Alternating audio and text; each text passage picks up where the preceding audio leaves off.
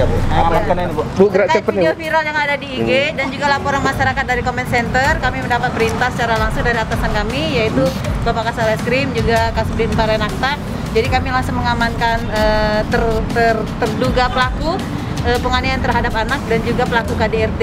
Hubungan itu Bu, Ini neneknya, Oh, neneknya. nenek kandung dari. karena apa Bu? Sekilas cerita Bu. Dia Disuruh apa, Bu? aniaya itu, anak itu. Ini termasuk dalam dugaan eksploitasi anak.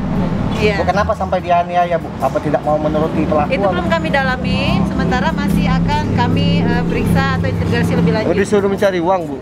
Mengemis, Bu. Belum kami dalami. Nah, nanti kami akan bisa terancam penjara ya Bu berarti? ada ancaman pidananya.